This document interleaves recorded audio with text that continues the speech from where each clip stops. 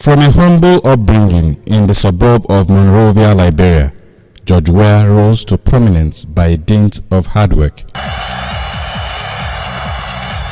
In 1995, George Weah was voted the European, African and World Footballer of the Year. Signed by Arsene Wenger for Monaco in 1988, he moved to PSG in 1992 and then to AC Milan for another 4 years. He scored goals freely and with style. While George Weah was shining in Europe, his country, Liberia, was in civil war for 8 years, which lasted to the end of 1996. It's very sad, we Liberians, when we see our country, we know how our country used to be.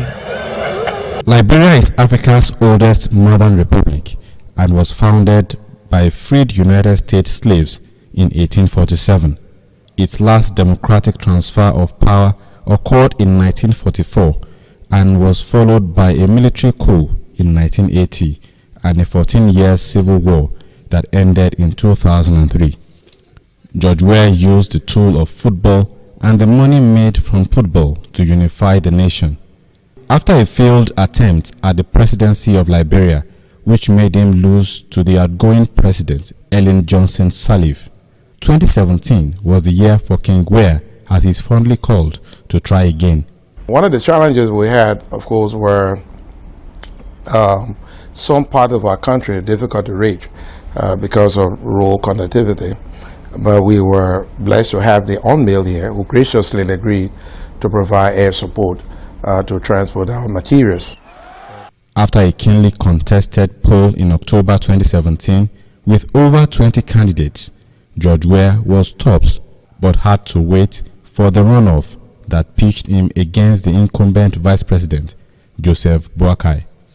We went in one time, there were 20 of us, now we reduced to 2. We have delayed, we've gone through the coup process. This is what the process has produced. We're willing to live. His manifesto was a change mantra hinged on quality education, capacity building, youth development, using his humble background as a springboard. I'm not associated with losing. So this victory is certain, and I'm going to win. Boakai cannot win or George Weah. King Weah has been chosen to ascend the throne to run the affairs of Liberia from January 2018 in a violence-free contest. For the first time over 5 decades, Liberians spoke with the ballot boxes and not with guns. Congratulations, King Weah. Tunde Olaniro, OGTV News.